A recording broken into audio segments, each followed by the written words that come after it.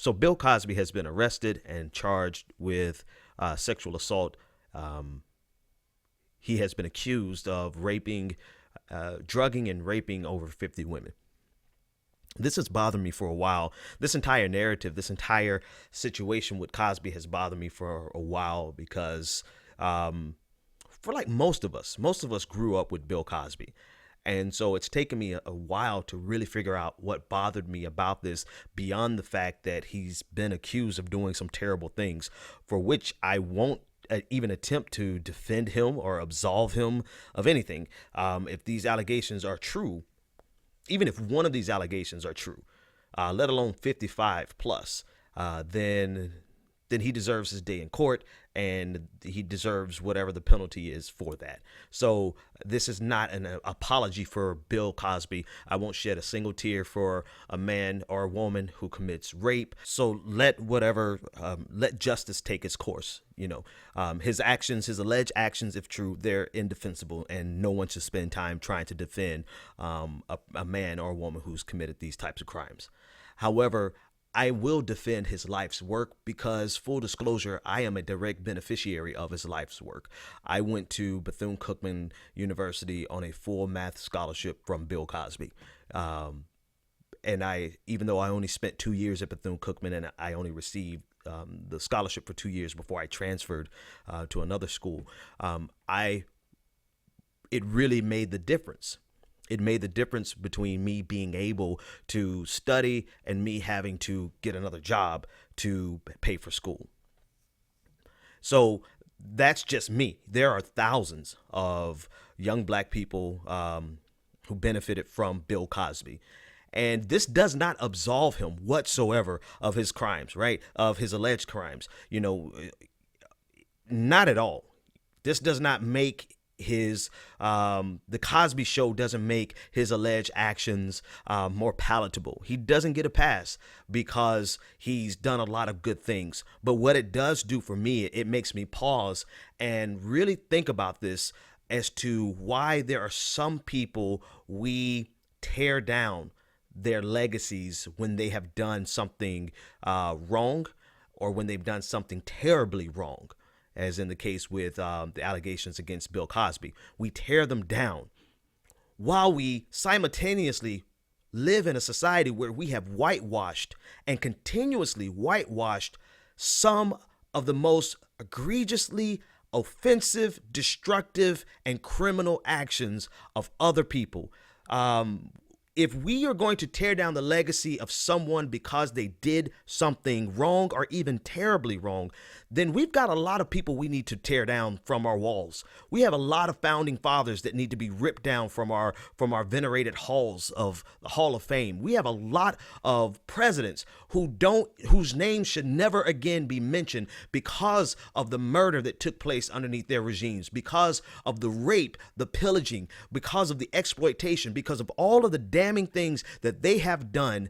If we are going to rip down somebody because of their crime, their terrible deeds, then we have to do it equitably. We must do it equitably. We cannot allow one person to be ripped apart while we turn a blind eye to someone else's gross actions. Our history, our entire American history was born. Our entire country was birthed from rape, murder, pillaging, exploitation.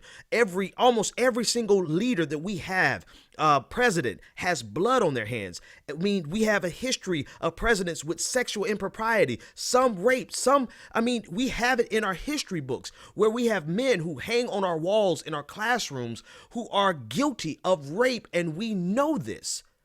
Yet we turn a blind eye and we whitewash it and we lift them up as American heroes.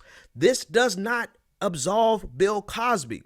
It just brings light to the fact that we tear down some and we lift up others.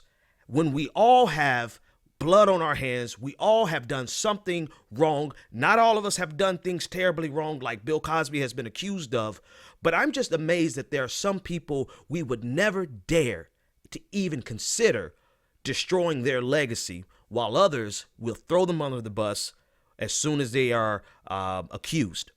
Not found guilty, but accused. That's what bothers me. Now, it does bother it. I don't understand. I personally do not understand how you can rape someone. It's not in my it's not in my psyche. I don't understand that. So I am not absolving Bill Cosby. I'm not justifying his actions. I'm not even defending him. Let him go to jail. If he's found guilty, let him go to jail. I'm not going to shed a tear. I didn't shed a tear when he was arrested. But what I have done is taken a minute to realize that not only is he being arrested, not only is he likely to go to jail, but there is a concerted effort to erase his contribution. And I, for one, simply cannot do it because I am a direct beneficiary, one, but two, because I see the hypocrisy that we are not going to tear down Thomas Jefferson.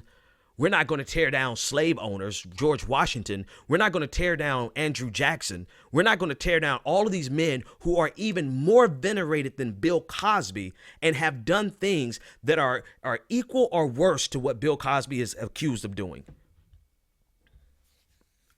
So that's all. That's really all I have to say about this, is that if we're going to do it for one, then we better be careful. If we're going to erase the legacy of one, then we better be careful, because we must, if we're going to be equitable, if we're going to be just, we must erase the legacy of all of them. Everyone in history who has done, present or past, who has done something that is as terrible as what Bill Cosby is accused of, we must purge all of their legacies. We must erase them from our history books. We must take them down from our walls.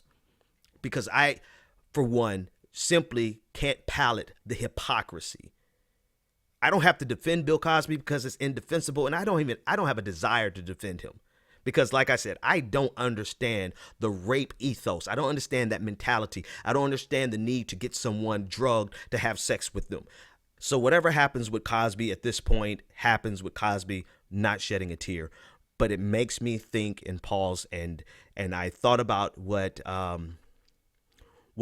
Mark Antony said in what Shakespeare said through Mark Antony in Julius Caesar. He said, the good that men do, no, strike that. He says, the evil that men do lives after them. The good is oft interred with their bones. So let it be for Caesar.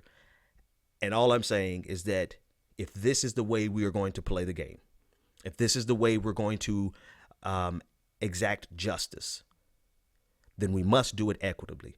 So the good that men do is interred with their bones. So let it be for everyone, or else no one.